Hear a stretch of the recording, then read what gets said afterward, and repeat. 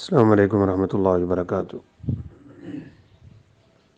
سوال ہے کہ اگر کوئی شخص حیض کے آخری ایام میں بیوی سے ہم بستری کرتا ہے تو اس کے لیے شرعی حکم کیا ہے؟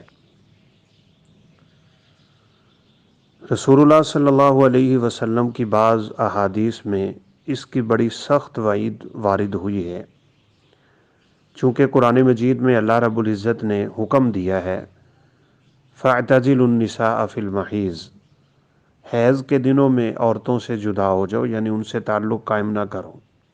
یسألونک عن المحیض قل هو اذن، یہ نجاست ہے اور مومن طاہر ہوتا ہے، طہارت کو پسند کرتا ہے، تو فرمایا کہ عورتوں سے الگ ہو جاؤ۔ اس لیے ایک حدیث میں ہے کہ جو شخص حالت حیض میں بیوی کے پاس چلا جائے یا غیر فطری جگہ سے اس کے ساتھ تعلق قائم کرے فقد کفر بما انزل علی محمد صلی اللہ علیہ وسلم، اس نے نبی صلی اللہ علیہ وسلم پہ نازل ہونے والی شریعت کا ہی انکار کر دیا۔ تو بہرحال علماء کہتے ہیں کہ ایسی وعیدیں اس شخص کے لیے ہوتی ہیں جو دل سے اللہ کے اس حکم کو تسلیم ہی نہ کرے، تو وہ تو واقعتاً کافر ہے۔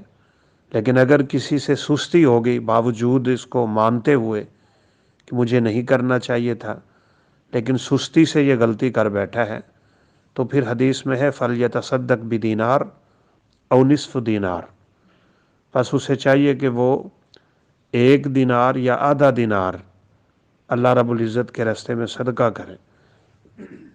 دینار آپ صلی اللہ علیہ وسلم کے زمانے میں جو تھا، صاف ظاہر ہے وہ سونے کا سکہ ہے، تو وہ موجودہ دور کے اعتبار سے 4.25 گرام کا ہے، اور نصف دینار جو ہے وہ 2 گرام سے کچھ اوپر ہوگا، تو اس کا اندازہ لگا لیں کتنی قیمت بنتی ہے، اتنا اس کو صدقہ کرنا چاہیے، اور ساتھ ساتھ توبہ اور استغفار بھی کرے۔ واللہ اعلم۔ السلام علیکم ورحمۃ اللہ وبرکاتہ۔